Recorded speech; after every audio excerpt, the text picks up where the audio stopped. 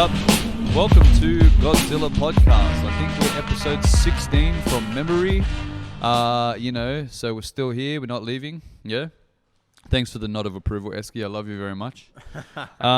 First of all, kick it off acknowledging the traditional owners of the land and paying respects to elders past, present, and future. Massive shout out. Like I always say, it's not a one-man show. Big shout out to Ricky, Eski, and Open Source, obviously, for helping us put this on. Molotov for all the animation and all that. And then Split Atoms on the beat. So, you know the vibes. Also, look, I'm a cool guy and all that. You all didn't know this, but it's dope as fuck to be sober. So I'm not fucking promoting that drinking, me personally. I'm trying to stay out of that. So stay sober out there, ladies and gentlemen. Now, with no further ado, I got the man himself, Inferno, up in this beer. What an intro. You know how it is. Yeah, you know what it is, baby. We back up in this build. Nah, I'm just kidding. Smooth. That's it, man. Now, you know what? Like, man, it's good. It's good to finally like sit with you, but it's good to finally meet you as well, bro. Yeah, 100%.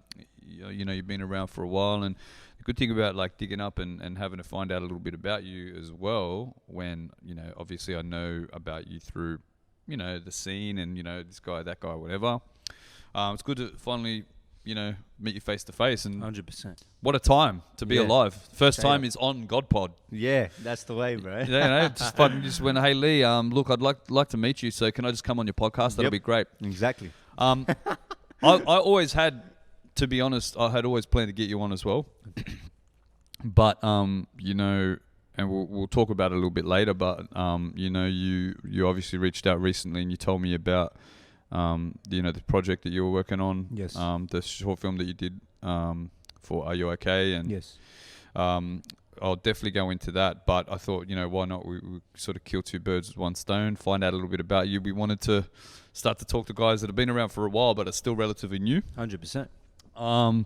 So yeah, man, I mean, look, I'll kick it off. I suppose, you know, like reading about you and stuff, and, you know, I don't know particularly, but it says that you're from, you know, Southwest. Yes. So that means a lot of places, mate. Just start to put it out. So where are we talking here, you know, like? I'm based around Liverpool area. Yep. You know, grew up around Liverpool and just basically, I don't rep sort of one hood.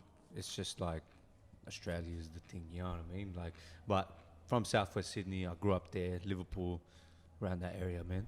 Yeah, mad, because, you know, I grew up in Sefton. Oh, right. You know where that is. Some people don't know, because I have to say Bankstown. Yeah. You know what I mean? But, yeah, so grew up around the Liverpool area. So you're not going to say a suburb because you don't want, you know, people stalking you. Is that right? Nah. Well, so you can just catch you at Livo Westfields. Yeah, like you can catch me at Livo Westfields, no problem. Especially at, what's the cinema? What, upstairs? Yeah. Event cinemas. Nah, I'm just kidding. Watching the new Marvel experience. Maybe back in the day. You know? Bill and Ted. Anyway. Now, it's good to, you know, see homies from the Southwest, you know, up and repping at the moment. And you've been doing stuff for a long time. But I wanted to know as well, and something that I ask everyone that comes on, what was your first actual hip-hop experience in Sydney? My first hip-hop experience in Sydney, as in... Just growing up, as in, like, what was your first, like, exposure to hip-hop? When was the first time you heard and be like, yo, that's crazy? You know? Okay. Was it, like, California Love by...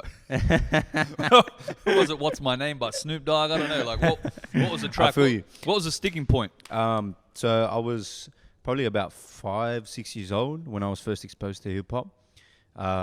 I wasn't like an ordinary kid. I didn't like to play video games or go outside and play or anything like that. So my mum was kind of like, what the fuck's wrong with this kid? Bless up, mum. Turned out all right. He's got a haircut. That's all that really matters. His shoes are fresh. You know? Yeah. Oh, shit.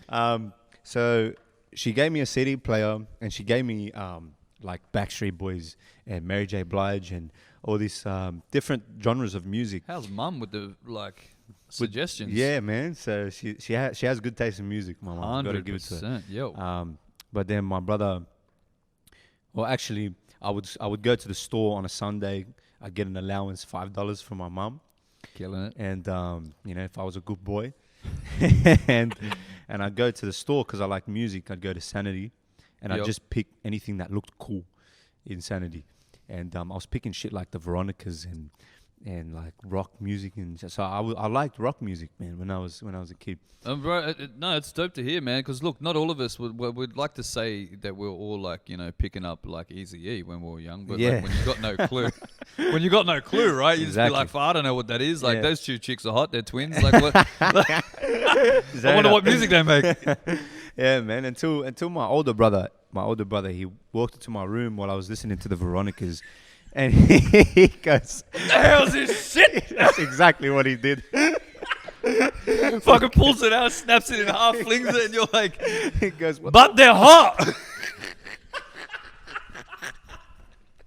Yes. He goes, "What the fuck are you listening What to?" are you bro?" listening to, brother? And I was like, "Man, it's music, you know what I mean?" And this guy, he goes, What's your brother's name? Marco. Marco, it's music. Look it up. Yeah, go. And this guy gives me "Lose Yourself" by Eminem. Yep. Right? And I was like, "What's this?" He's like, just listen to that, bro.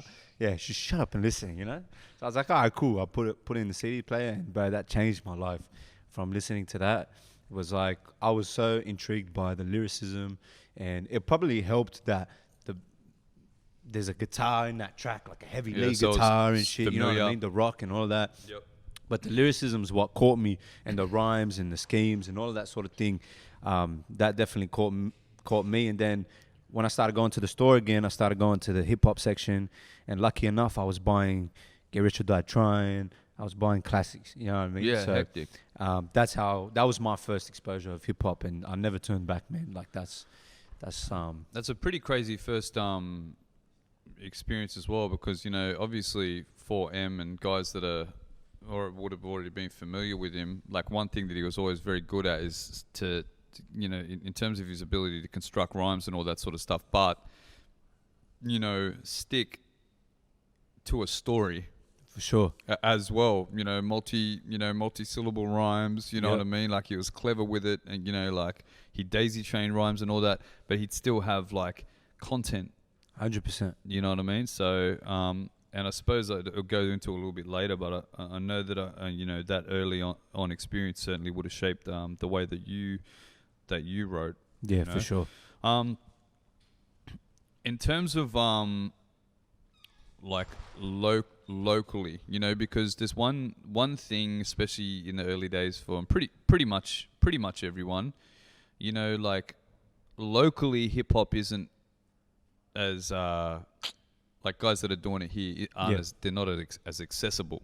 Do you know what I mean? Yeah. Especially when you're just coming in, and hip hop's from such a far away place to the States. You sort of you sometimes you can be a little bit ignorant to what's happening in your own backyard. 100%. So, what was your first experience with, and who was your first experience of listening to local stuff? Who was the first local you heard and go, yo, we can do it as well? I don't know if this classifies as local, but the first, let's say local, all right, because this was popping back in the day. Yep. And it was Scribe. From New Zealand. P-Money and Scrap. Yeah. Yeah, So it was Scribe. Scribe was my first sort of local experience of like Australia/New Zealand hip hop, and then I saw when like iTunes came about and shit in like 2008 or something, is when I first started seeing Australian hip hop. Yep. So it was like Bliss and Esso and Hilltop Hoods and all that sort of thing. And I used to watch NBL as well. And Yeah. They used to do the Kings games. That's right. They They used to do. And I think they had Chase That Feeling or something in like 2011 or something like that, was one of the songs for the NBL. And I actually fucked with it, man. Like I was like, I never heard that before. It was very, very new to me, like with that whole Aussie accent and all of that sort of thing. And Esso's quite Aussie. Yes. Yeah, but yes. he can flow. But he can flow. Yeah, That's he right. Can definitely flow. So that was my first sort of time hearing Australian hip hop, and I was like, this is some dope shit, like I fucked with it. I fucked with it heavy, man. I still do to this day. I feel like Bliss and Esso and Hilltop Hoods, they're the OGs, of course, but like coming up now in the Australian scene, there's a lot of people that I fuck with, Yeah. especially 100%. Anyone in particular that you're really eyeballing? The Here's way, he your time looked to at, get- the way he looked at me was like, say me, say me. No, you don't have to I'm just say me, kidding, bro. I'm just I'm an old guy, so like. Nah, bro, but I still fuck with your rip you, shit, don't for real. fucking test. No. no. Give it a go. But yeah. At the moment, man, like, there's a lot of artists that I fuck with. I think specifically what really intrigued me was Chillin' It. Yeah. When he first sort of was starting to, like, before Women, Weed and Wordplay came out. A homie of mine, his name's Jamie, shout out Jamie, J-Trick, aka J-Trick, actually showed me Chillin' It, and he had like 30,000 or something on Instagram. And he was like, because I was asking him for advice. I'm like, I need marketing advice, you know what I mean? Yeah. He was like, suss this guy out, look how he markets himself with the whole 420 family and shit. Like, I know it's like Basically, something... you just got to chuff. That's the whole marketing scheme. If you can chuff and chuff well. I was like, damn, but like, the way he was doing it was making his fans feel like family, you know what I mean? Yeah. And that's what intrigued me. It was the way he was getting people involved in his craft. And when he was starting to put out, you know, more music, and when Women, Weed and Wordplay came out, I was like, this guy is someone to watch, you know, like I bought his vinyl too, his limited edition vinyl. True. Like, I was like, yeah, So this you're might one be of those worth guys some money, you know? I was going to say, so, you fucking ruined it as well. I'm like, so you're one of those mad guys that actually invest and like support another artist and buy it, but then you also be like, yo, I'm just trying to flip this. I'm just trying to flip this vinyl. Yeah, sorry, chill. no lie, sorry, bro. Like, if you're watching this, I'm sorry, but I'm gonna sell that when that shit is going. What you gonna do when shit hits the fan? Flip that fucking vinyl, make a couple grand. Anyway, so no, that's sick. So watching Chill at the moment. Anyone like more particularly now that you like, you know, because I mean you're in it, you know what I mean? Like, Yeah. So any sort of peers that like you sort of going like fuck, like you're thinking they can make some, you know, do some damage. 100%, man, 100%. There's a lot of people. I would say specifically OTG on the gang. Mm-hmm. They've got a lot of things coming. It's just the way they're improving is very rapidly. Yep. They've only been in the scene for like a very short period of time, but the things they've got coming is just nuts. Like, and they're doing shit properly with the visuals and everything. So I'm fucking with that. I like what JC is doing. Yeah, JC's dope. I like what I he's got to doing. like him by default because he's in Bankstown. So. Yeah, cool G from the 9, huh? A big shout out to From the Lionel, all right? Yeah. And if Lionel actually watches this, look, I ended up fucking getting his fucking hoodie from the boys. So, you know, like, he's doing it. Shout out to Big L, Lionel. You know the vibes. Yeah. Nah, there's a lot of people I fuck with, but I would say OTG, JC, and Lissy as well. Yep. I really fuck with Lissy. I think from Brisbane, he's making some good noise over there, man. 100%. I saw him do a TikTok thing the other day with Token. Oh, back yeah. and forth. Yeah, It that was dope. All right. So reading, you know, because, you know, I got to suss it out. I was reading your bio and, like, fuck, one thing to me that, like, struck me, because you're not that old. Like, you finished high school in 2014. Yes. You know, bro, I finished high school in 1999. Fuck. Yeah. So I looked at that and I was like, fuck. Right? I was like, fuck, I got to get a walking stick and shit. But it really interests me because, you know, I did the, you know, obviously I did a Sony thing back in the day, and then I came out back again with LOC, and some of the boys here know, you know, the homie LOC. And we came out again in 2012, and the scene was really healthy for a couple of years there again as well. Yeah. You know, big shout out to the guys that were doing it then as well. You know, GMC, you know, 360, that whatever. You know, even fucking Fortify was doing shit up in Brisbane. I remember doing a shop there. But for yourself and wrapping up school in 2014, who were the locals that you were eyeballing at that time? And like, cool, you've said Chill, but was there anyone else that was inspiring you? Because it said also that you've wanted to be that guy since you were 13. Yes. You know, you wanted to rap since you were 13 probably. Yeah. So who were you looking to locally that you were like, you know, because it's competition a bit, you know, you want to be like, fuck, I want to get on that guy's level, I want to out-rap those guys. 100%. Who were those guys you were looking to and said you want to out-rap? To be fair, man, like, I wasn't that deep in the Australian scene at the time. I didn't have the social media platform I had was Facebook. And I was doing my shit at Street University in Liverpool. True. Yeah. Big shout out to Street Uni, man. Yeah, man. So we had Mystery on here the other week as well. Big Mystery, shout out to yeah, him he's as well. an OG from Street Uni. 100%. So it was like I wasn't really looking at locally. Like there was a couple of rappers in my school who are like actually real good homies of mine that I was looking to, you know, for inspiration as well. Like, you know, like I had a homie who used to rap. His name's Joseph, aka Chico. Yep. And he used to spit like heavy bars. Still does, bro. Like, even though he's not releasing, I look at his bars. I'm like, fuck, like, you know, like, Fuck this guy. Yeah. It's all good. He's not releasing, so I'm a jack that bar, and that bar, and no one will know the differences except for him. He'll be like, "Don't worry, bro. I'll put you on the credits." OVO, it's Drake. All right, relax. Oh shit, man. So it was like I was looking at my mates, bro. Like I wasn't really that deep into the scene as I am now. You know, like as I got deeper into it through social media and doing shows and things like that, I started to see how many people are actually in the scene. Like it's crazy, like how many people are actually doing it. You know. Yeah. So there wasn't really many people I looked to. I was just doing my own thing. It's what I wanted to do, and it's what I just like pursued. You know what I mean? From when I was very, very young. But Yeah, sick. So then fast forward a bit then, I suppose, right? Because Yeah. like me having a look at your page, I'm scrolling back. I'm scrolling back through videos and back through videos, and you know I'm getting back to 2015. So you know you've been active on your Facebook and your a while, socials, yeah.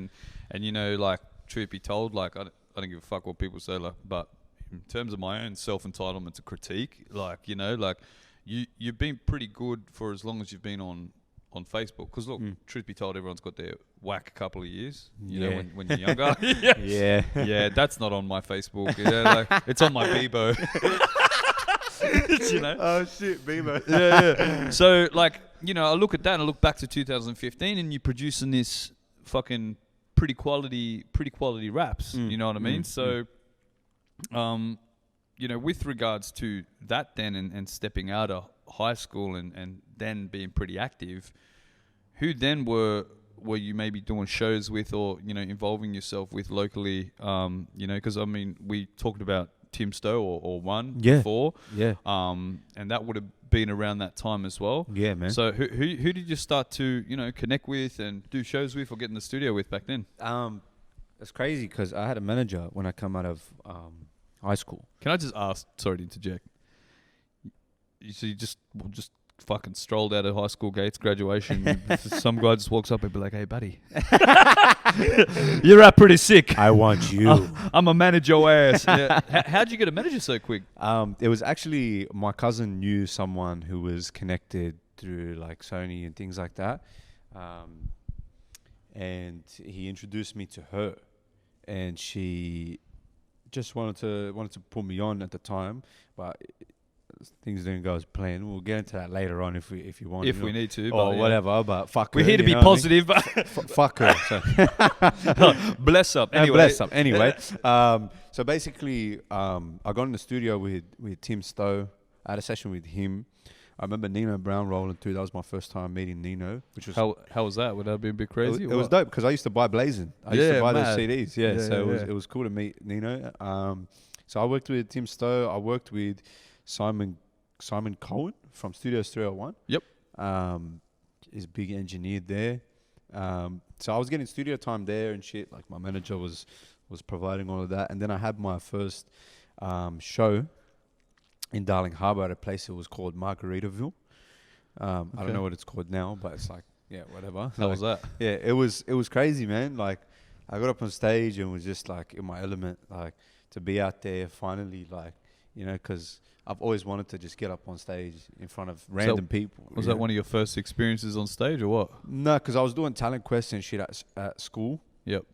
So and my talent quests at school were like, there was 1,000 something people that. Yeah, because you got to, like even if people didn't want to be there, they had to be there. They had to be there, you know yeah, what I mean? So like I was doing not shows, but I was performing, you know what I mean? Yeah, I yeah, had the stage cutting your presence, teeth kind of, sort of thing, yeah. Yeah, that's right. So when I got into the club scene, I was more or less excited, you know what I mean? I was like, yeah, this is what I want to do, and this will lead to this opportunity, and, you know, like, So when I got up there, I was really excited, man. Like that was me out of high school, like just doing different shows at different clubs and even MCing. I was doing some MCing here and there, like jumping on the mic. Yeah, put your hands up, man. Oh yeah, ladies. Ladies.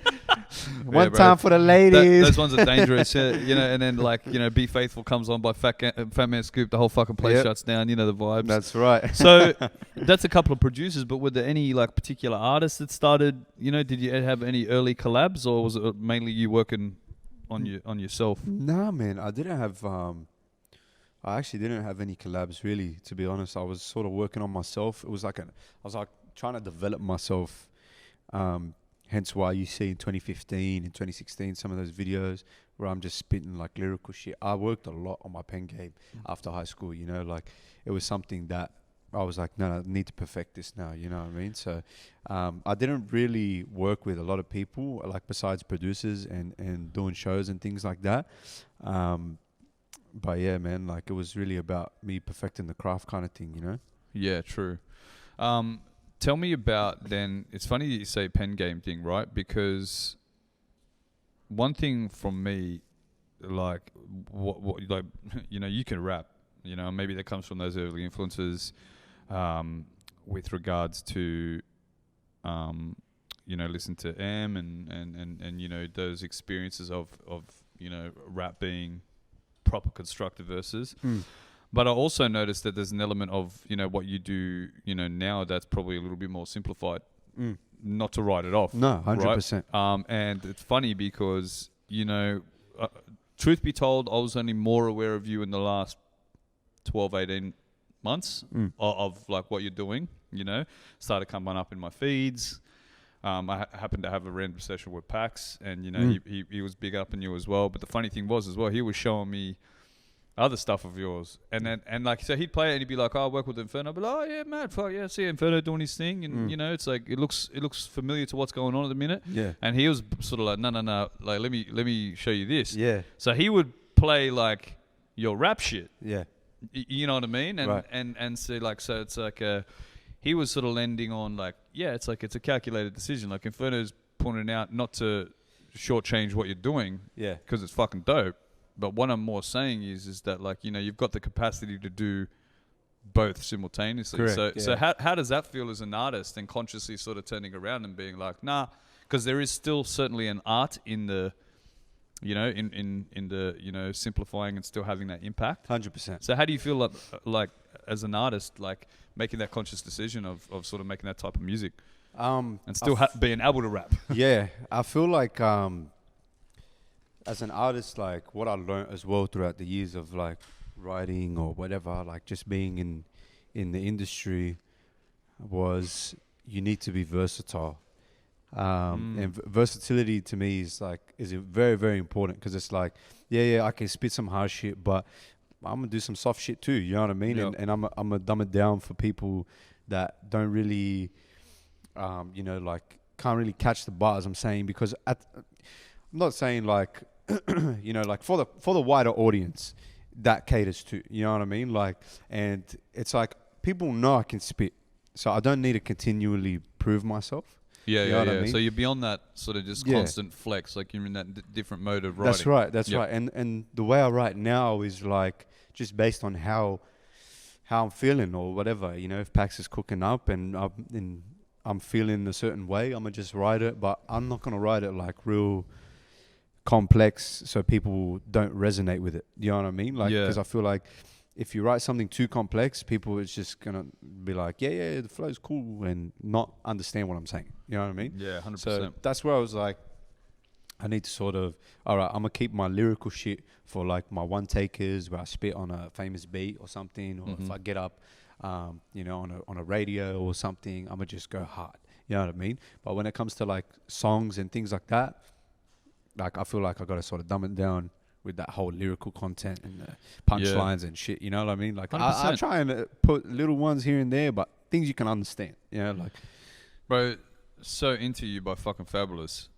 Like that's a perfect example. That's basic, right? But if you're an MC and you listen to that track, you're like, this is an MC writing a fucking love song, like a love song. You know what I mean? So It's so funny because you can sit there as an MC and fucking rap that whole shit, be like, yo, this guy knew what he was doing. Yeah, exactly right. That dirty motherfucker. And Fabulous can spit too. You know what I mean? 100%. So like when you hear Into You and all of that, you know, like this is shit like that an artist to me should have. You know what I mean? Like that sort of where they can flick the switch and say, no, we got to dumb it down for that wider audience so that they can fuck with it. And then it's like the harder shit is for the OGs that appreciate the lyricism, you know, because in reality, like a lot of people that don't listen to lyricism just want to listen to the song and feel good. And the you know beat, what I mean? yeah, bro. And I think that's one thing because, you know, and I want to reiterate, like, there's a fucking art to making pop music. For sure. There's an art to be able to say more with less,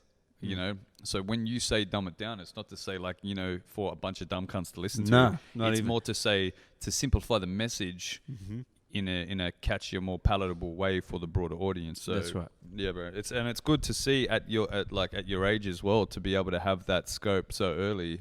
You know, it's testament to the work rate and stuff. And sort of goes into, you know, my next little question.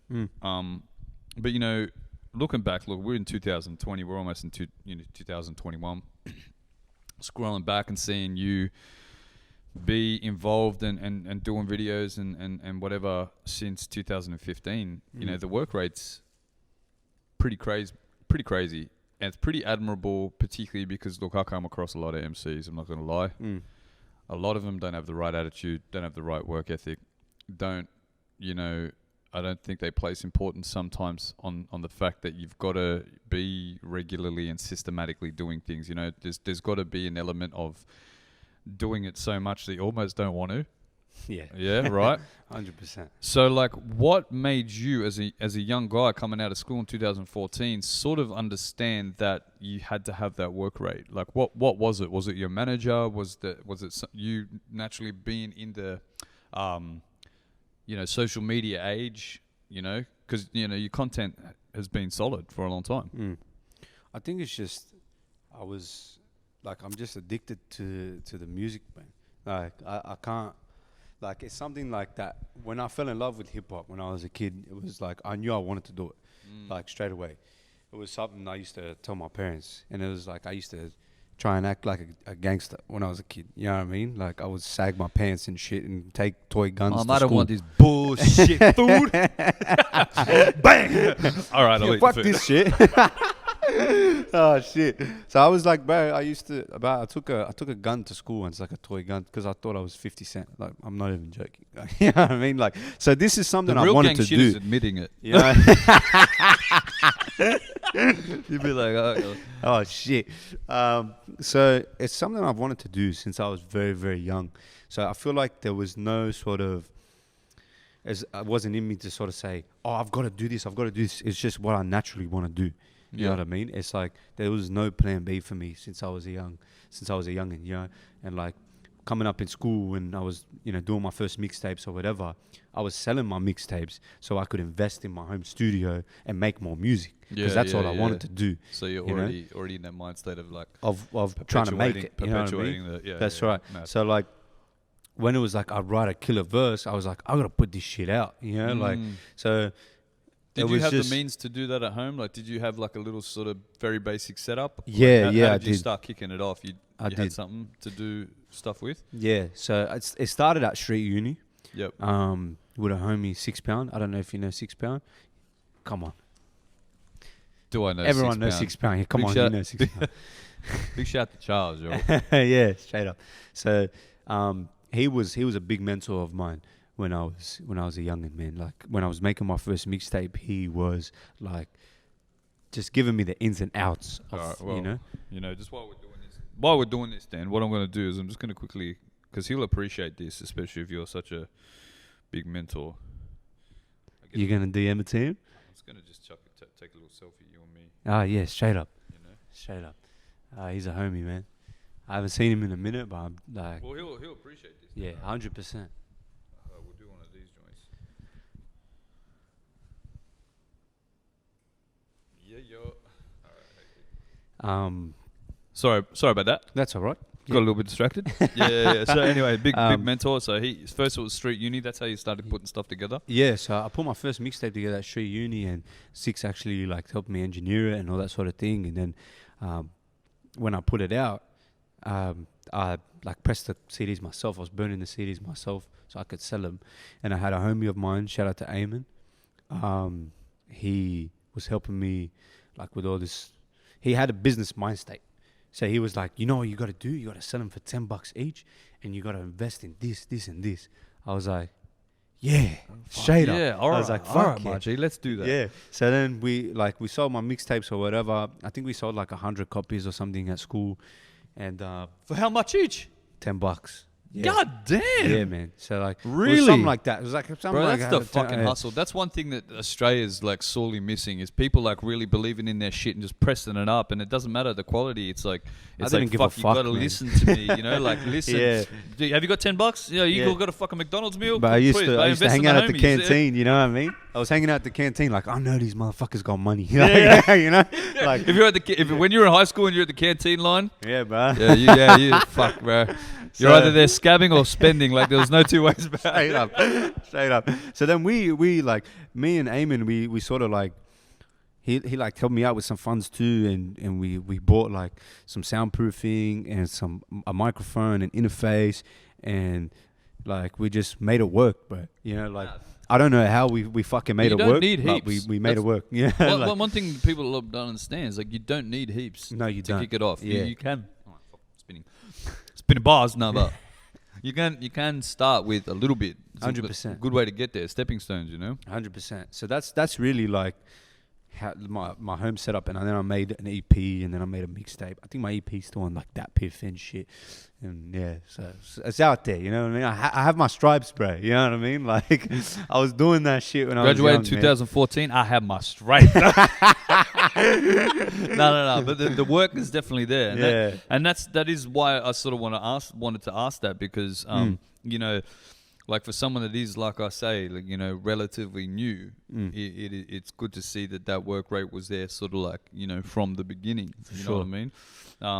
So that's hectic. Next question. You're gonna love this one because it comes up all the time, I'm sure. All right. Wait, can you guess? Don't look. Nah, I can't guess it. You can't guess. Nah, what is Come on, man. it? What are you gonna ask me, bro? Okay, ready? So you know how the accent. You know what? I want to address this. Wait. Let me ask the question. Yeah, though, because- ask it, please. Because in a freestyle that you did in July, you actually addressed it in there. You've got fam, and I know I spoke to this because I'm a bit of an advocate for because I rapped in an American accent for 18 years, Fuck. right? Alright, yeah. And then only started to change in the last maybe 5 or 6. Yeah, maybe about.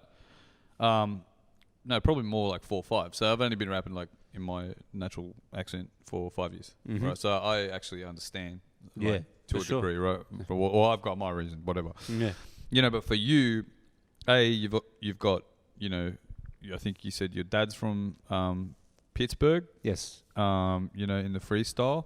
But, obviously you're going to cop a little bit of criticism, Of course. from the motherfucking haters. Of you know what I course. mean?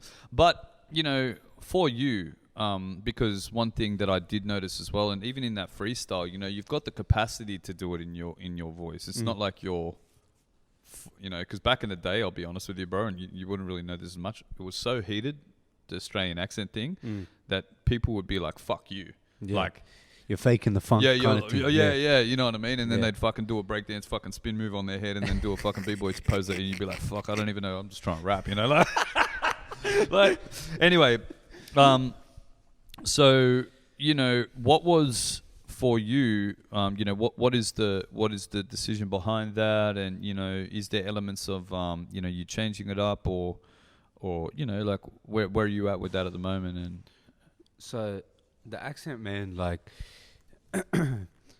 you said, you were rapping in an Australian accent American accent for a long time, right? And obviously that comes from American influence and things like that, right? 100%. Yeah. So my dad grew up in Harrisburg, in Pennsylvania. Like he went to University of Pittsburgh or whatever. That's why I say Pittsburgh as well. But so he grew up in PA, and so what people don't know is that I'm actually half American. So I've got American passport and an Australian passport, which like I'm not saying like, oh, that's why I do it, because that's not the main reason why I do it. But that's just an element that I've got as well, you know, because I grew up in a very Americanized culture at home. Yep. So with that comes obviously the American influence and discovering Australian hip hop in the later stages of me listening to hip hop. And that's no disrespect, of course, to the Australian, you know, because I love Australian hip hop. Yep. And to be honest with you, I was told when I've graduated high school to switch it up many times by you know, some cats that were in the scene and things like that. And I was just like, I tried to. Yeah. I tried to. Tried to work on it for a good 5 or 6 months. And it was just like, I wasn't feeling it. You know what I mean? It was something that wasn't coming natural to me. It was something that was forced. And it was just like, man, I can't do something if I'm not fucking with it. You know what I mean? Like, if I'm not fucking with how I'm doing it, then I'm not going to do it at all. Yeah. And obviously, you know, just going back to how long I've wanted to do hip hop and things like that is more or less like, I'm not trying to fake the funk as in like doing the American accent thing. That's just what comes natural to me. You know what I mean? And that's just like, to me, the way I see it is, if it fucking slaps, it slaps. You know what I mean? 100%, bro. But at the end of the day, of course, like Australians and things like that, they've got a lot of pride and they want to see you repping the Aussie scene, you know, like repping with the Aussie accent and everything like that, which is cool. But at the end of the day, I'm still repping Australia, even though I've got an American kind of style, whatever, you know, Well, so I think that, look, some things sometimes, and I feel, bro, to be really fucking blunt with you, like, and I've said this stuff. These poor guys hear me say it a million times, but you know, like, there's an element of Australian hip hop that I can't fuck with, you know, and it's real staccato, like it's really like on the beat, it's like too like da da da da da, you know what I mean? Yeah, like one thing for the American stuff that always like resonated with me was the flow. There's musicality to the vocal, right? Which I think that even with, and this is just me telling you from an outsider's standpoint, you know, I've heard you flow Australian, or I don't even want to say Australian, because that's bullshit, because in Southwest or Western Sydney, or even in Sydney, like, we've certainly got our own identity. Yeah.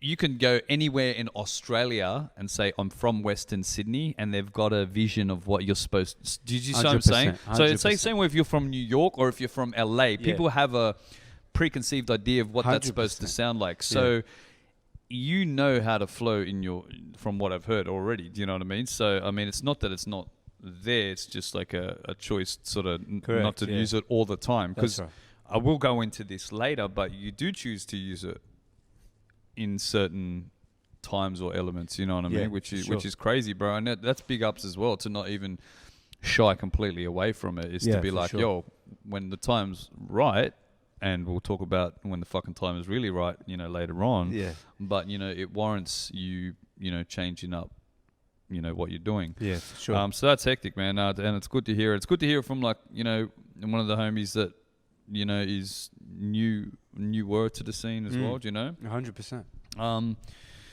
Now, going forth as well, right? In going back into your the bio that I was reading, right? One of the things that I really liked, you know, about was, you know, you are really talking for being there for the future of Australian hip hop. You know what I mean? So how do you feel like this mixed delivery at the moment? Because, you know, who knows, you know, what the future may bring. You know, you might find your natural accent, you might not, you've got your whatever. Doesn't really matter, to be honest. Yeah. But how do you feel that, you know, your delivery and your message, you know, is going to help, you know, the youth? You know what I mean? How do you want to be a forefront person like that? Man, if I can get my music on a wider scale, you know, globally, not just, like, obviously... you know, you've got to sort of blow up globally not just in Australia. Of course, like you've got to sort of have that Aussie accent. I feel like if I had an Aussie accent, I would already be pretty big in Australia. Nah, because I'll tell you some other shit, right? Like truth, right? Really, truth. Yeah. This fucking country's racist as shit. So they'll look at you. Here you could blow up, you know what I mean? But the truth of the fucking matter is that if they don't identify it with it, because bro, you know one thing I was massively ignorant to, it's because I grew up in Bankstown. I think we were that racist when I was younger. And then you grow up and you get around, you go to these country towns and all that, and then you go in and you might just look, you could be still white and just look different. Or, 100%. you know, you can have like, you know, my, you know, kids like half Asian or something like that, and they'll look at you and they judge you straight away. 100%. Do you know what I mean? 100%. So like, and that's another reason, and you know, there's a disconnect between like, well, why should we rep Australia when Australia doesn't feel that we're them? You know what I'm saying? Like, Yeah, man. That's. and how does that make you feel as an artist? Like, you know, being young as well, like, because that's something that you got to face as well as a fucking young and up and comer, right? It's a big thing, bro. Mm-hmm. It's a big thing. To me, it's fucking bullshit. Yep. You know what I mean? Like, and that's. It's fucked up that this is still a thing. Yeah, like how it's 100%. like. I don't know, man. Like I feel like it is something that does get in the way.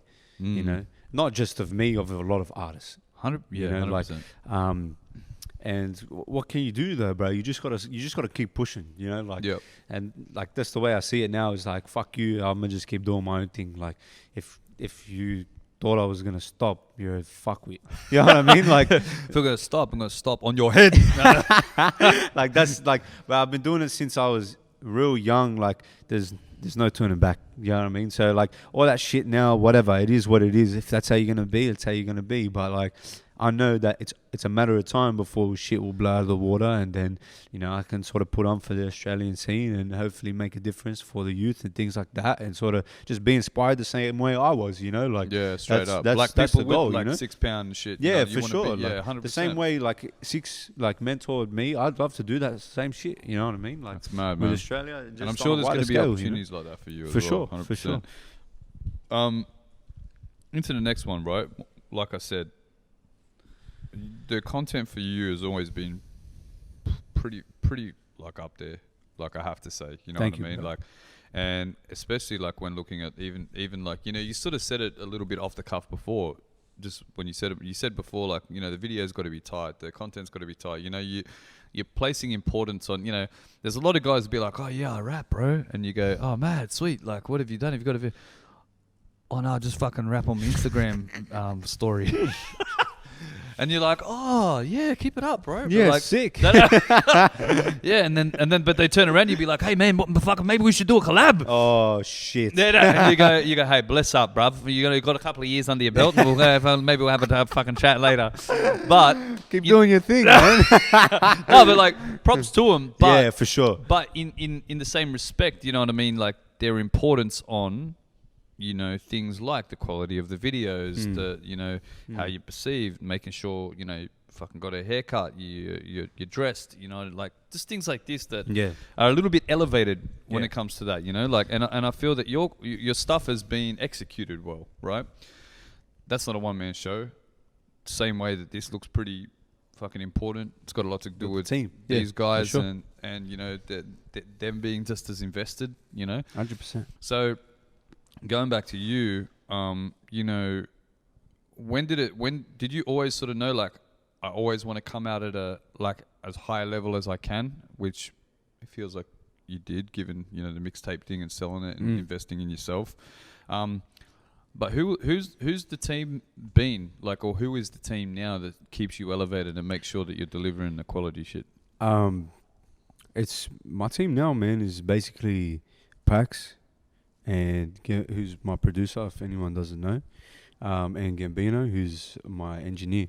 Yep. And they're the two, man. Like, Really? like those are the two that really push my limits. Like, push me to, you know, they fucking get on my nerves sometimes too. Hey, You know?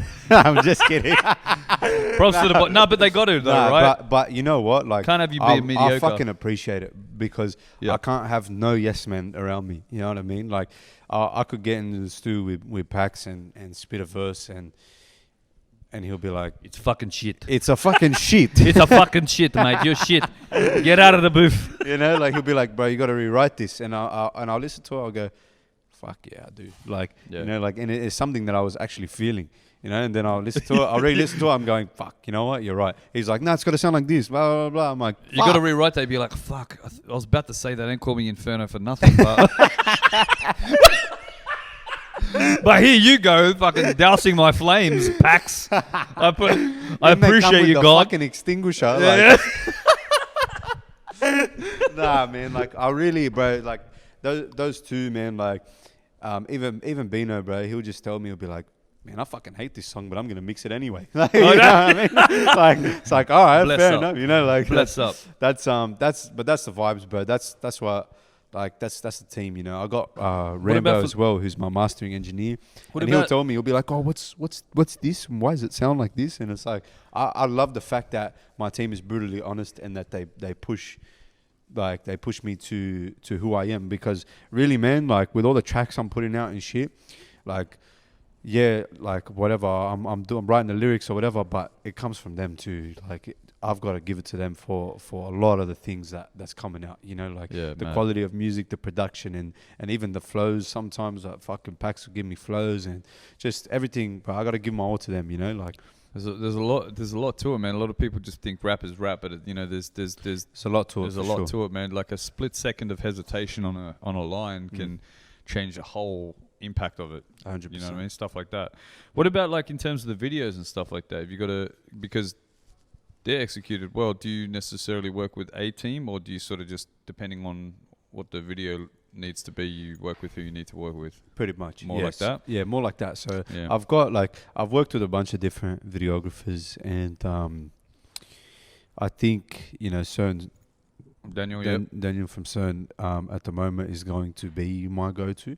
yeah. Because that guy is just so fucking talented. Him and his team are very, very talented. Bro, he's probably one of the more professional guys I've ever come across in my 100%. life. Like, you know, 100%. like he's got the equipment, he's got the eye, he's got the balls to give you an opinion. Yeah, that's right. That is also a good opinion, but he's also got the respect to say, well, if you want it to look another way, that's cool. I can 100%. deliver you that. However, given my experience, I can give you 2 cents as well. 100%. So the video guys have always been like based off the idea of the video, who can do this and who can pull off this sort of thing.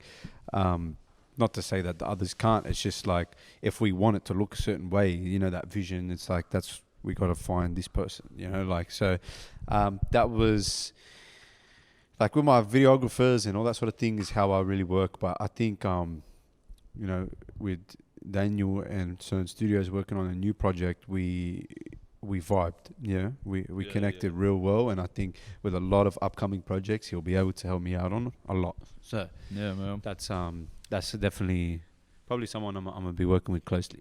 that's mad, man, and that's good because, you know, Daniel's certainly the fam as well. In terms of your heritage, what's your background? What's your family's heritage? Half Lebanese and half Italian. So half Italian, half hectic, is all you said? Yeah. Yeah, the boys. Yeah, half Habub, No, you know half the Bello. you know, you know the boy. But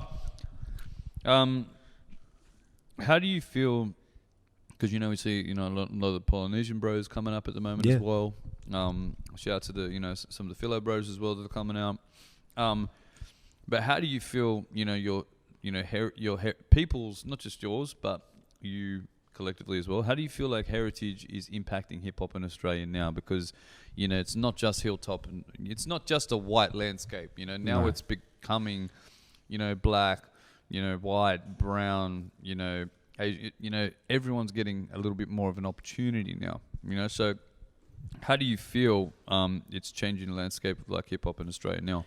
I think the game at the moment is run by the Polynesian cats. But, Shout out to the homies. you know, like, yeah, it's the waves coming up, and you know what, like, it was only a matter of time, because the Polynesians and all of that, like, I went to school with a few, and they all could fucking sing. Bro, they're all musical. All of them just got this like ingrained. natural ability with music, and it was like, I felt like no one really took it properly serious until it was like fucking they all started coming out on the scene, and I'm going, this is good to see, you know, like because a lot of them are talented, you know, but I feel like I fuck with it, man. I feel like you know, there's not many Lebos in the scene that, you know what I mean? Like, I'm more Lebo than I am Italian, you know? Like, that's when you know from Southwest. There's not too many Lebos in the scene.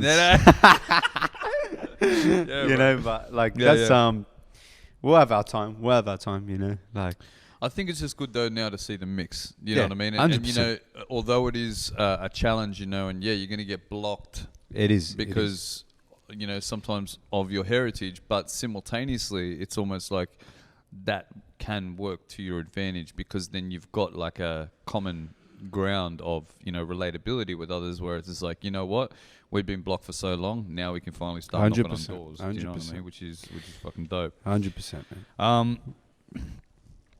Your biggest show to date, what was that? Live show. Oxford Art Factory. True. Where was that with? Who was that with? It was in October with Mitros. Oh. Yeah, it was with Mitros. Yeah, right. Yeah, so it was me, Mitros, Inquisitive Minds. Shout out to them, bro. They're fucking sick. I don't know if you've heard. Yeah, bro. I know you. This guy's deep in the scene. Knows all Come on, cats, bros. Bro. Come on. I've done a track with B Deals one day. Yeah, man. He's sick. They're Justin, sick. yeah, and Justin used to take photos for us and shit as well. Yeah, yeah. Shit, yeah. So it was and then like heaps of other artists like Elijah Yo and was that Peoples in Persons? Sorry, was that Peoples in Persons? No, I played Peoples in Persons with Spacely. I was gonna say I'm pretty sure I saw your name on one live lap. So I came out for the Ono remix at Spacely's Peoples in Persons performance. That was at Factory Theatre. But the biggest show I did was at Oxford Art Factory, and it was crazy. It was a Wednesday night, so it was a work night, and more than 500 people rocked up to this show. That's a small space. Yeah, like it was fucking sick. Yeah. It was sick, bro. And it was like, here's the thing. Here's like, shout out the Inquisitive Mind boys, but every time we perform, they go before me, and they fucking kill it. And I'm like sitting backstage like, fuck, bro. Like these motherfuckers just stole the show, bro. Because no, I'm not saying serious. Because their vibe as well. Because I've seen their shows as well. It's very bro. like fucking come on, let's dance. Fucking like They're don't sick, be a man. hard cunt. Yeah. Like they're just vibing out. They're sick, bro. They're fucking sick, and like mad respect to them, bro. Their crowd control and shit is fucking dope. They bring their people and all that. But like that was my biggest show. It was about 500 people at Oxford Art Factory, and I was supposed to play Ivy Courtyard with Wombat this year. Wow, that would have been crazy. Would have been fucking huge, man. How'd you link that? Ivy hit up the email in my bio and like connected with like fucking the person who was like is doing my like bookings and features and all that sort of thing. And he was like, "Yo, Ivy Ivy want to book you." I was like, "Book that shit, bro!" Like, so it was that, and I was gonna play side stage on Groove in the Mood too. Yeah, man. Bro, you're making some fucking moves, my G. Fuck, bro. This year was gonna be something else until the whole fucking. It's all good. Shit happened for a reason. 100%. And then now look 100%. at the other shit, and we'll talk about it in a sec. But look at the other shit you're creating 100%. now. It's just more foundational things for you, and you know, content of character. You know, it was a blessing in disguise. I feel like, bro. Yeah. I think in the near future when things come back up and things like that, I think the shows will be a lot bigger. You know. Oh yeah, because everyone like is going to be desperate to be out. 100%. They won't give a fuck if you're playing or the Veronicas over. Fucking Veronicas. Or if you're playing, or if you're playing with the Veronicas, they don't give a fuck. No, we don't give a fuck. And this is drinks, not dicks. Oh shit. Anyway, I digress. So the importance as well of being a live artist. Yeah. Right? How do you feel about that element, and do you think it's like a bit of a sorely missed element, the live artistry? Definitely. How important do you consider it for yourself as an artist, and like what do you do to make sure that you maintain that level of ability? A lot of my opportunities come from live shows. Just people that were there or whatever, like, and the fans or whatever, the new fans. I pick up a lot of new fans at live shows. The importance of stage presence, I feel like is slept on. Like when a lot of cats, they're dope rappers and they get up on stage and they don't know how to present themselves to a crowd. Which, you know, I don't know if it comes from, you know, like a lack of being on stage or whatever it is, but it's more or less like the importance of being on stage to me is one of the keys to your artistry, bro. Yeah. You know, it's how you rock a crowd, you know, like. That was one of the first things that you wanted to do, right? 100%. Even before you laid down a track, whatever, you wanted to be on that stage. I wanted to be on stage rocking the crowd, you know, and when I get up on stage, I talk to people like we're having a conversation, you know. Yep. I want to connect with the audience in that sort of way, and that inspiration came from going to different shows and seeing how different big artists perform, like Kendrick and bigger artists like that. When I was younger, I was going to them shows. I was 16, 15 years old, and watching them perform and how they interacted with the audience. I was sitting there like a student, like, this is fucking crazy, you know? Yep. So then just rehearsal, bro. Rehearsal and just pretending there's a crowd in front of me kind of thing when in rehearsal. And, you know, I improvise on stage when I talk to the crowd, but I'll improvise in rehearsal too, you know, like. Yeah. So so there's like like something flowing at that time. Yeah, that's of the right. Performance. Which is crazy. But I feel like that is very, very important. And if there's sort of maybe any advice I can give an artist is just practice before you get on stage. And please rap over instrumentals. Please. Like, like, you can have backing vocals. This is me as an OG. All right, listen. Shit, here we go. You can rap over your shit if you've got your backing vocals on there. But just don't rap over the master, bro. You know, like, I feel like you don't connect with the audience like that. If someone's paying to see you live, they want to see you do it live over the instrumental. Bro, you sold me. You know what I mean? You had me at hello. You know, Anyone sees my shit knows that it's fucking live, lad. You know, like, you know, people be like, this guy's saying it right there. You know? Although, you know, one thing that spun me out, have you been to the States and have you ever been to like South by Southwest or anything? Bro, you know what? I was supposed to go to the States, but COVID. You know, We get it. Yeah. Nah. Some COVID shit. I'll tell you something crazy. I've been to the States a couple of times, right? I performed over there and I've been to South by Southwest. And one crazy thing is they have, it's not the master, so I will say that. Yeah. But they do have the vocals, like the main vocal. I'm not knocking that too, you know? In the mix. Yeah. But that spun me the fuck out because I was watching Young and May and stuff like that. All the big artists do it. And they have it in there, and I was just like, wait, you're a hectic motherfucker. Should I be critiquing you like rap your shit? Yeah. But maybe I'll just kick back and I'll let it go this time. You know, you know, like, and that's like, I'm not knocking that having your vocals there, but don't play the master. Don't play the master, man. Don't have that shit like, up. have a live version. You know? Live like, version. Just 100%. turn your fucking vocals down so that we can hear what you're saying. You know, like, come on, man. Yeah, but like, it is what it is. You do you kind of thing. You know, like, I'm not knocking what you do. You're knocking it, bro. All right, relax. All right, I am. Everyone's gonna have fucking beef with Inferno after this. We get it. Like, whatever. It is what it is. You know, like, especially like the guys that are like on the same shows. You'd be like, yo, I did that right in front of his eyeballs. Yeah, and he's talking motherfucker. About me. Yeah, motherfucker. Next minute, you lost like 2 followers on Instagram. Fuck. Yeah, watch you lose sleep, bro. Nah.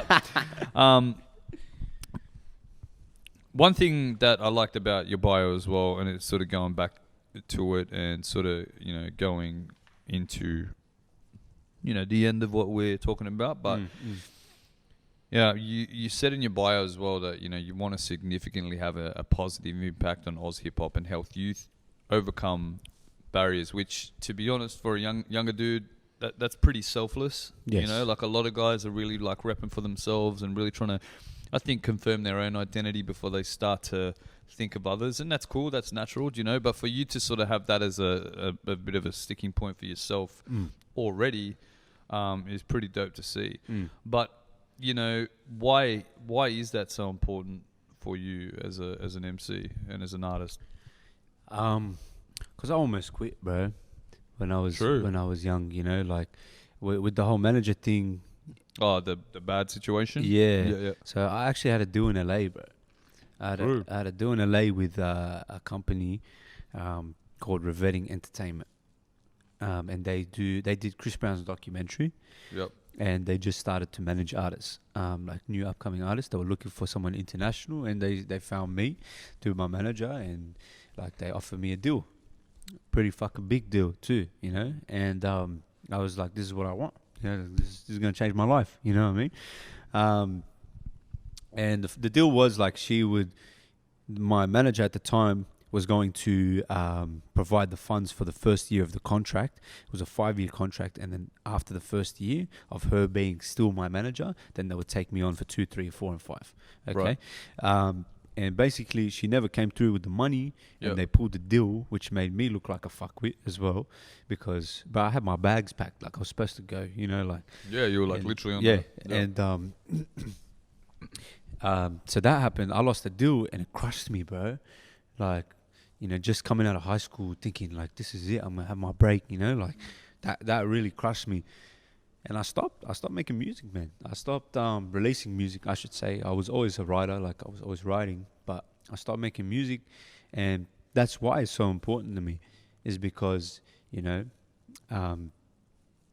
it was sort of like I went through that stage of, you know, trying to battle my mental state through that barrier that I had to overcome, you know, like, and it was tough, but it was like the people around me that really pushed me.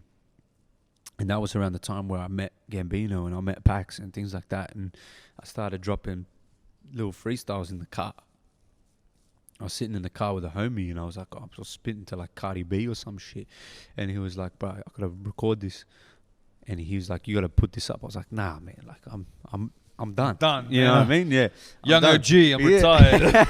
I'm done. He was like, nah, and I put it. Nah, we you're put it not. up, and then we got good reception. And I was Yeah. like, nah, you know what? Like, fuck this shit, man. Like, why did I say I was done? You know what I mean? Like, because there's something I've been wanting since I was a kid. It's crazy how your mind can do that to you, eh? Yeah, it's crazy where your mind can take you, man. And that's where it was like, that's where that comes into the bio. It's like, I want to help people. Whatever you've got in front of you, it doesn't matter. If this is what you want to do, you just got to pursue it, man. You know what I mean? Like, there's a lot of things that are going to get in the way. A lot of things.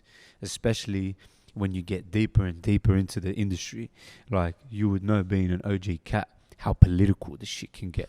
You know what I mean? Can get. Yeah. Still It is. still is. Bitch, put me on. It still is, and No, it fucks with you mentally, bro. Bruh, You straight know, up. like, so Especially when you know you're better than a lot of cunts that are on. 100%, Like, 100%. You know what I mean? Like, So I'm you know, not saying that I'm better than a lot of cunts that are on, but I am so much better than a lot of cunts that are on. yeah, like it's not no, Right? no Come on. Come on, Am I right? Bro, you're Jeff. right. Thank you. 100%, You know, 100%. we you know? are. We are. Come on. Give ourselves a pat on the back there. You know Yeah, what I'm saying? mate. Yeah. Fucking oath. No, it's good to see, man, and there needs to be more advocates for it, you know. sure, and, for sure. And it'll definitely go into, you know, so what we wrap up on, man, because I fucking love your message and I love what you're doing now. You know, it's really good. Your latest music and you know, what's your biggest message, you know, like in conjunction with that vision of wanting to help people out, you know, your latest stuff and like your projects currently, what's the biggest message that you're pushing in it, other than just flexing bars? Other than just be like, yeah, I'm a multi-syllable motherfucker. Yeah, double entendres. Yeah, Gotta be double and triple and triple man, it's like, I just want to give something to people. I want people to resonate with this shit. You know, because at the end of the day, music is a feeling, and the way I was resonating with, you know, the shit I was listening to back in the day changed my life. Do you know what I mean? Like, it changed the way I see things and the way I look at different things, and it was just like, this is what I want to do. This is the message I want to put out. So, you know, putting out music nowadays to me is more or less putting out shit that people can relate to, you know, and putting out shit that people can be like, you know, I've been through that, or like even if it's not about that specific topic, but it's something that they can still tie into something else that they've been through. You know what I mean? Like, Same way we listen to music and correct. it resonates with That's us. right. Yeah, So 100%. that's the whole reason why I'm putting out what I'm putting out at the moment. You know, like it's I want people to feel like, nah, this is something I can relate to, and this is something that inspires me to keep moving forward. You know what I mean? Yeah, 100%. So that's the biggest thing for me, man. That's Hectic, man, and I love that message. You know, I'll go into the next part after, but I was interested in this, you know, because, you know, I saw you're on that remix of Oh No, Spacely, Isaac, Skis, Elijah, RG, JC. Because how I view you from again, like I sort of just observe. Yeah, I'm just fucking, you know, fucking watching you. It's like, you know, like doing these ones. Get the camera on this one. This is how I fucking do it. You know, it's all like that. Oh shit! Watch out the keys to the range. He turned up in a range. Pulled up in a range. Pulled up in a range. But listen, but the funny thing is, looking from the outside in, like you're sort of quite involved, but you're also not. Mm-hmm. Do you feel that makes sense? What I mean when I say that? So like, it's sort of like you've got certainly your own thing going on, but weirdly, you're in a collab like that, right? Which to me, because a few of these names make sense to me. Spacely, Isaac, Skis and Spacely, obviously. Elijah, yeah, cool. RG, that's fucking Spacely's OG. JC maybe a little bit as well. So being separate but sort of involved, how did a collab like that, like how do you get in on something like that? But they're all my homies. Like, yeah, they're all homies, man. Like, one way or another sort of vibe, like through the scene. Yeah, and man. that, yeah, we all sort of like just fuck with each other's music, bro. Like, Space and I. Space is sicker. Space is a mad cunt, bro. Shout out to Space. I mean, he never, bro, and I'll say this right, on record. He's probably the latest turning up motherfucker that I've ever met in my life, right? You can say, hey, listen, the date is this and this time. He'll probably turn up about 3 days later with a posse of about 50 cunts that could have held him accountable for turning up on time, but no one gives a fuck. Oh, shit. Shout out to Space Lee. That guy's got his own way of doing things, man. Watch him as well. He'll be like... It's just who I am, motherfucker. That's who I am. I'm pretty sure he's like contractually, he signs to be like, can turn up fucking as whatever the fuck I want. That's the clause in the contract. I'll sign the deal as long as. Yeah, they're all homies, man. Like, I knew Space.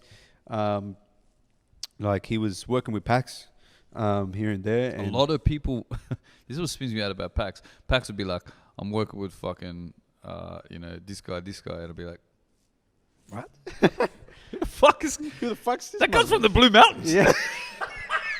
What is he doing here? Hey, this guy's got artists coming out from everywhere. It's crazy. Bro, you gotta love that though. Yeah. But so he was working down there with Pax. So he was at Pax's Stew, and that's where I met Space, and like we were kicking it or whatever, and then like I saw Space, I think like at a True event, and like we were just kicking, man. Like we sort of just were talking or whatever, and it was just like, yeah, I fuck with your shit, you fuck with my shit, you know, like.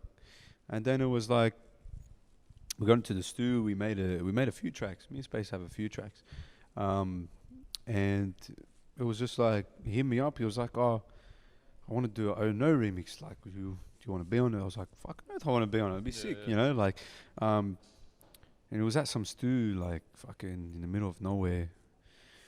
I don't even remember. It's like out near Borkham Hills, and it was Tasca was the producer. Shout out to Tasca.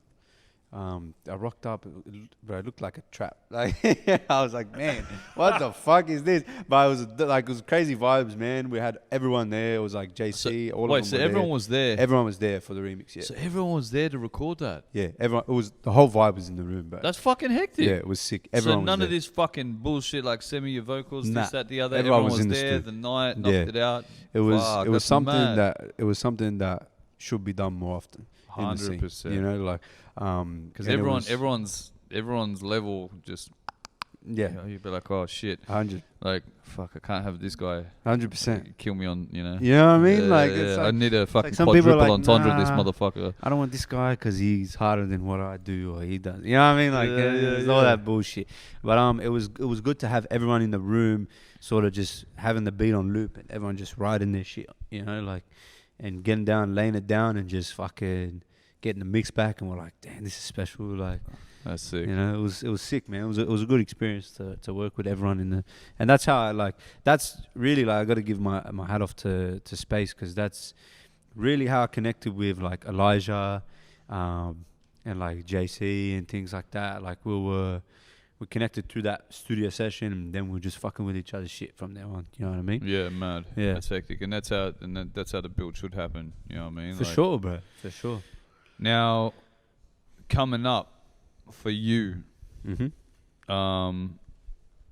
what's you know, obviously COVID's thrown a mad spanner in your works, my G. Fuck. Sure. Sure to them. But what have you got? What's the plans now? Where are you at with it? Where are you moving with it? You know, have you altered anything or added anything else to the mix? You know, what's 2021 looking like for you? We've got a lot of singles to come out to end the year. Maybe another 5 singles or something, man. Yeah. Yeah, it's gonna be Beg your pardon? Yeah. There's not even 5 months left. I know. It's fucked, man. How are you servicing that with the 4-week time frame to try and get playlisted? You dirty dog. Ask, Look bro. out. Don't ask, bro. Fuck. It's we're gonna do our best to put them all out by the end of this year. Yep. If not anyway, it doesn't matter if we carry on to next year. But the aim for next year is to have that solid fan base that will appreciate a body of work, and then we can sort of put out, you know, a project. You know, so we do have that already kind of there. You know what I mean? In the mix. In the mix, it's just about, you know, strategizing and getting heard to the right people. You know. It's good, yeah, man. So that's what we got coming up. We've got a lot of shit we need to do for the rest of the year. Probably won't have a video for all of them. It'll just be like, I'll probably do a certain section throughout October where it's just track. And then it'll be like November, December, we'll put out some summer vibes or something, you know. Dope, man. I love to hear it, man. I love to hear the fact that you got a bit of strategy. You guys putting a little bit more, you know, emphasis into making sure the entire project is quality and all that. For sure. You know, so it's fucking good. So lastly, and you know, I go back to what I said at the start, man. What was dope is, man, I really appreciate, you know, the good thing for me about doing something like this is that, you know, it piques the interest of, you know, people that I do want to see it, you know, and people like yourself. And so, you know, it's a big compliment when I have someone that does fucking quality shit such as yourself to turn around and hit me up and say, hey man, I'd love to be involved and sure. And not just come to me like, because look, truth be told, a lot of people hit me up to come onto this podcast. I can imagine, yeah. But to be frank, it's like part of me goes like, first of all, I have cunts that hit me up for the fucking podcast and I'm like, do you even fucking watch the podcast, cunt? Because like I don't know, like I can't talk. I'm not going to be able to fucking talk to you for an hour and a half. Yeah, like for whatever reason, yeah, right? Exactly.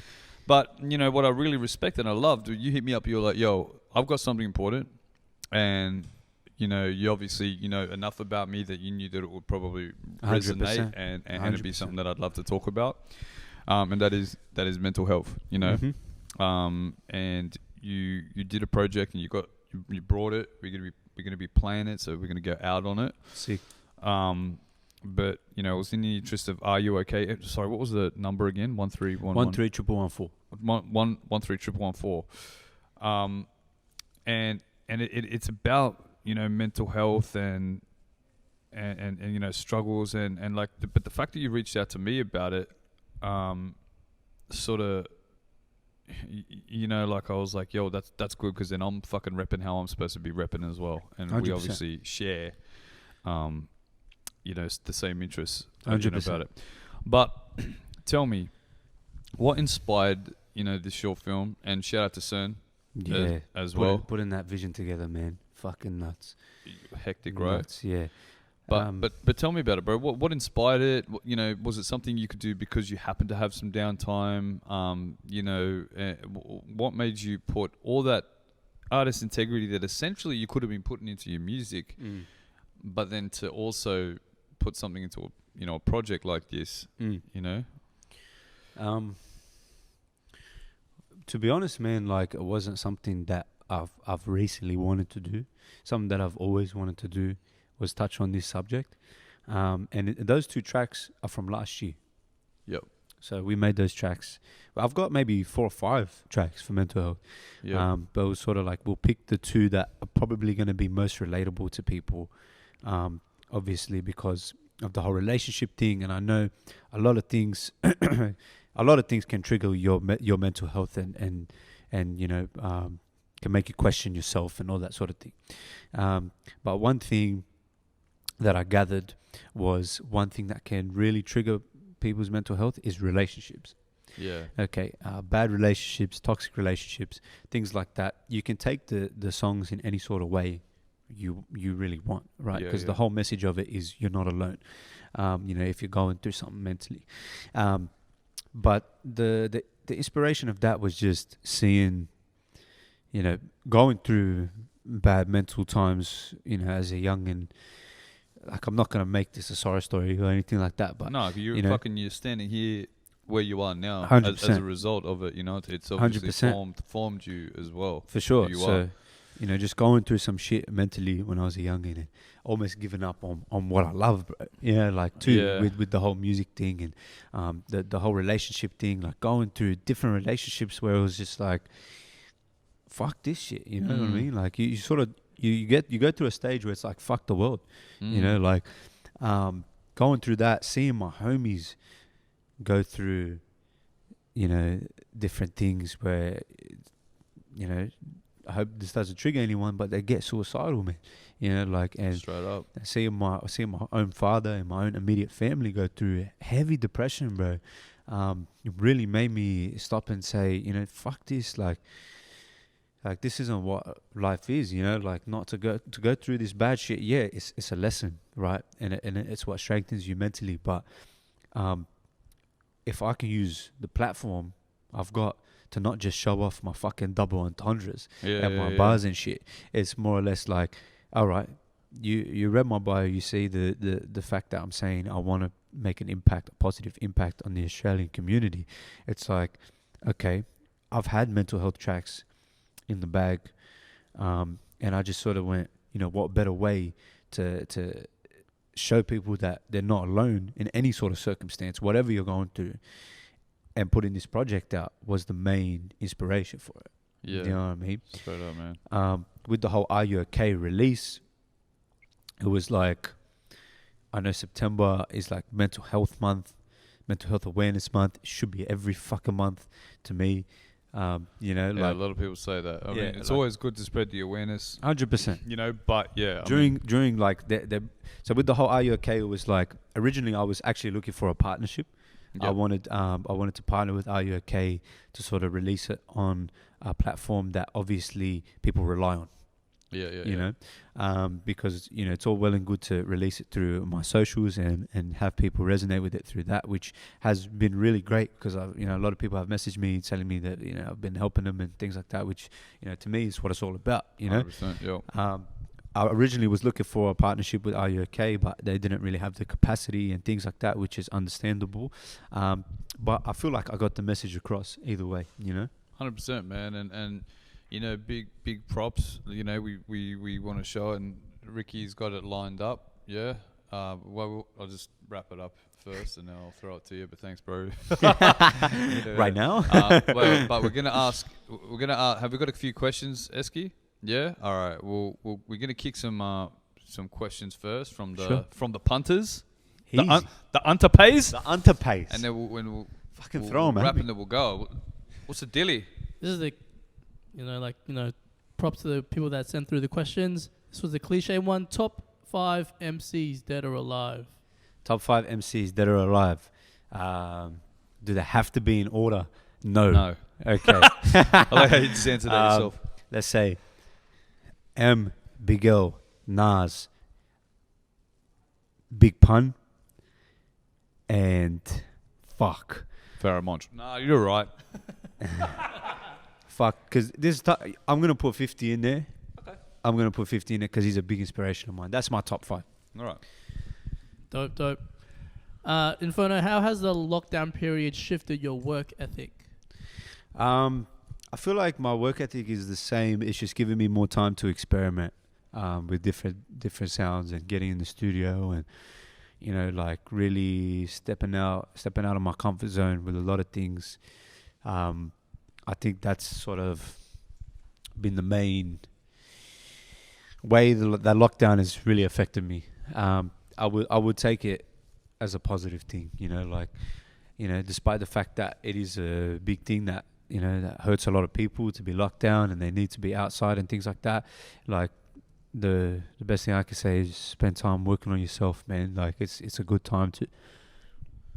What a good time to release what you just done as well. If you think about it, 'cause a lot of people are Definitely. stuck indoors. You know. Yeah, So and you know really that obviously wasn't planned for that to be, you know, happening The right case, now, yeah. and like, you know, it is what it is. Like this, I'm glad people can have that, can look to that to show that, you know, we're all in this together, kind of thing. You know. You are not alone. Yeah, baby. I am here with you. No, okay, yeah. Next. This one's for you, Lee. What the fuck? It's Uh, about Inferno. Declan asked, can you talk about your outfit, your pastel outfit today? Can I address the pastels? You can ignore that question. We can move on. Why is he asking me these questions? I think he looks cracker, I think I bro. looks look great. great. No, you know, I just saw a little combination. I always run it past my fiance. Mackenzie helped me. You know, I said, "What do you think the combo? We got the teal on the shoes. You know, we got the teal, we got the pink on the back. You know what I mean? It's calculated with the pink with this here, Fresh as fuck. with the red the crown. Yeah, support your locals here. Look, see, red the crown. I paid too much for your hoodie, but it's all good. It's quality, so big love. Thanks, Declan. I'll throw you a t-shirt one day. Fuck, I'm being an asshole. I love you, Declan. You're the man. Inferno, Marich Darren from Flinders Range, South Australia. Yo. He's asking, do you play any instruments? That's a good question. Oh. No. Nah. I actually played the bass guitar when I was younger. In high school, I wanted to play bass, and then I stopped because my patience is very, very thin. I tried to learn acoustic guitar too, and like I Then said, you realise chilling it stitched that whole game up as well. yeah. And then I was like, nah, man, like I've still got my acoustic. I still try and play it. I learned a couple of songs, and just like same reason why I never got into producing. I tried to. I had a MIDI and everything. I had everything ready to go, and I just couldn't, man. It was like And then Pax was like, go, hold on, let me do it. turn the point. Pax will tell you about that one later.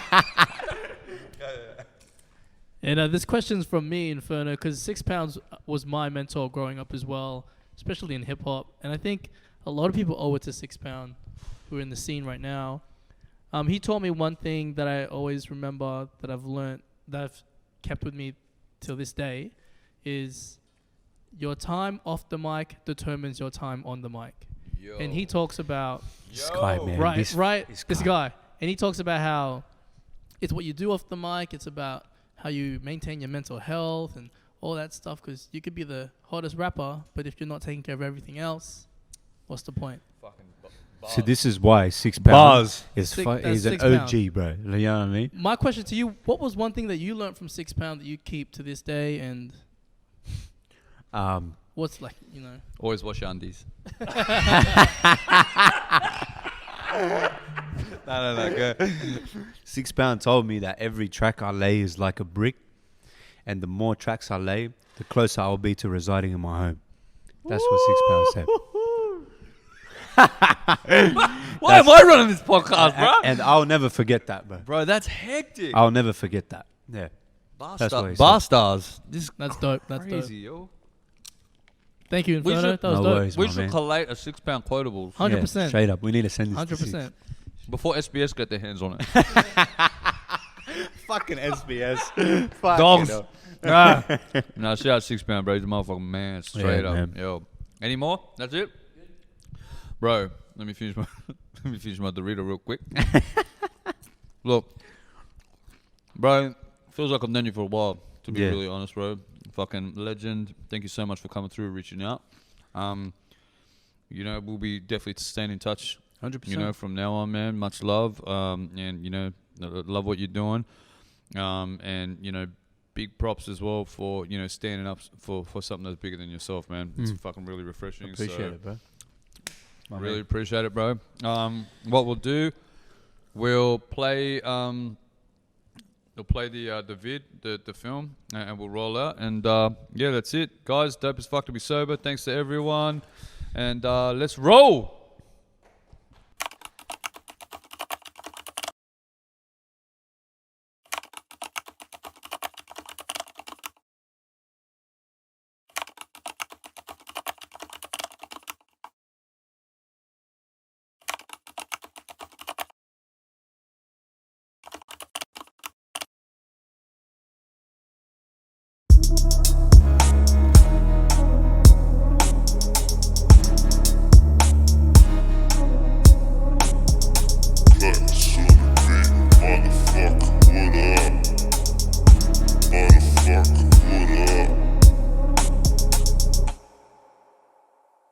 Girl, you were smart, girl, you intelligent, girl, you were better than half of these peeps. When we apart, I feel indefinite, different elements when you and me. Start with the text, start with the flirt, and I'm feeling nervous, you may reply. Hope it ain't read, always concerned that you might just turn like that's not the guy. I'm insecure, I tell myself that you're gonna leave if I make mistakes. You said be sure, I ain't gonna leave, we'll figure it out, whatever it takes. I'll be lying if I told you I never see you in my dreams. What am I thinking, what is this feeling? I only just turned 16, like blame it on me. Blame it on, just blame it on me. Blame it on, just blame it on me. Blame it on, just blame it on me. Chillin' at school, looking at you. I get distracted, I am obsessed. Sit with the crew, feeling like you. Take me away when life is a mess. I got your text, you wanna kick it after the dark. Like this is my chance. I tell my friends if my mom's asked, I'm not with her, I am with them. Blame it on me. Blame it on, just blame it on me. Blame it on, just blame it on me. Blame it on, just blame it on me. Blame it on. We finally meet, I'm feeling anxious. I hope that we can make this a thing. Calling me boo, I'm calling you wifey. I know right now it's figure of speech. I told her listen to me, so why don't you come and just swim in the sea? I'm on top of a wave with you, we'll make it official. The feeling's too deep and she did agree. So if anything happens, just blame it on me, just blame it on me. Blame it on me, just blame it on me. Blame it on, just blame it on me.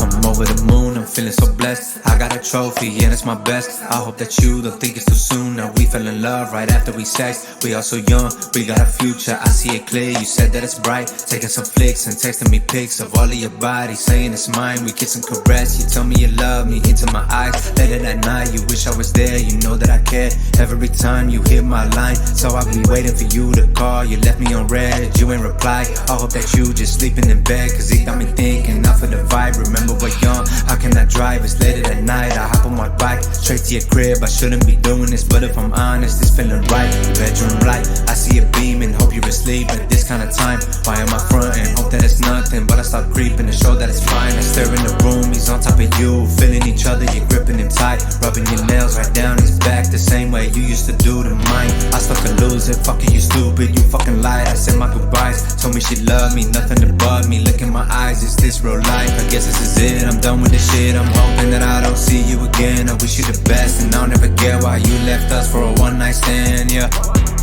Told me lessons to trust none, don't know what you got till it's all gone. Guess it's a story of a teenage love song, right? So you can just blame it on, just blame it on me. Just blame it on, just blame it on me. Blame it on, just blame it on me.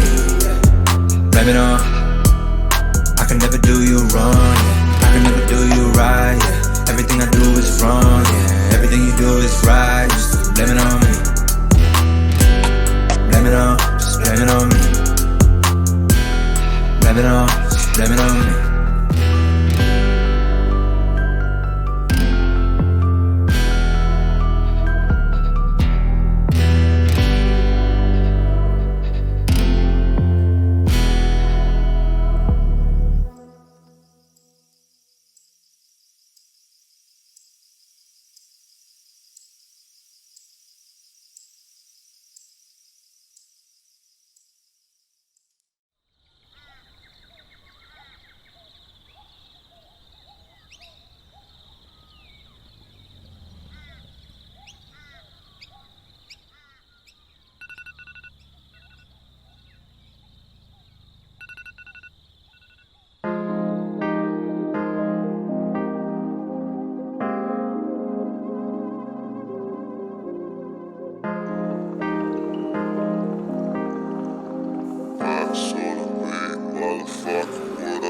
Mama always told me to relax, yeah. On my back and I'm feeling like drowning. She said go with the tide, don't roll with the hope, so I go with the vibe. Rope around my feet, how I'm gonna float when the ocean is deep. Got a hold it on me, weight in my shoulders, still waiting on my call, but there's no time to speak, cause I noticed that we've tried too hard to hide those scars. Like the dark every time we part, fight these thoughts, but I'm quite exhausted. To be honest, I don't really wanna force it, right? I don't wanna drown in the deep water, burning my eyes in the seesaw. I ain't gonna call you tonight. Maybe it just doesn't feel right, cause all I can hear is goodbye. I ain't gonna hold you tonight. Ego tripping, I'm a victim to it. Keeping distance got me feeling useless, but I'm so confident, and a lot of things fucking with my consciousness, cause I've been so careless lately, giving you a chance to hate me. Feeling like you trying to play me. Dance with the devil, she a fine ass lady. Why do I lack patience too? Sagittarius ways got me changing moods. Like why do I gotta face the truth? Every time you in my thoughts, it's a blatant view. Mama always told me to relax, yeah. If you're stuck with the tide, get a hold of yourself and trust in the vibe, it's alright, cause I ain't gonna call you tonight. Maybe it just doesn't feel right, cause all I can hear is goodbye. I ain't gonna hold you tonight. I ain't gonna call you tonight. Maybe it just doesn't feel right, cause all I can hear is goodbye. I ain't gonna hold you tonight.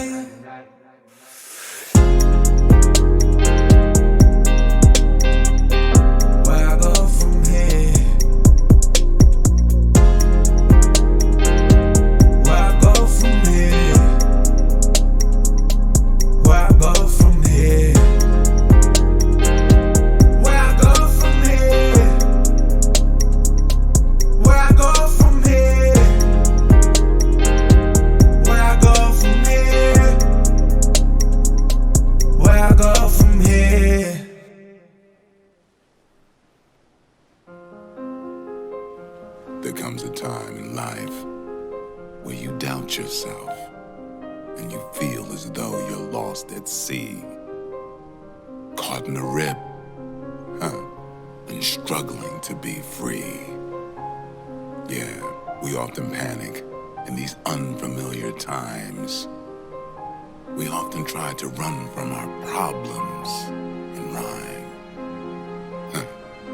A constant battle with how we deal with the race of our mind. Instead, we need to trust in time. In time, we will survive. Are you okay?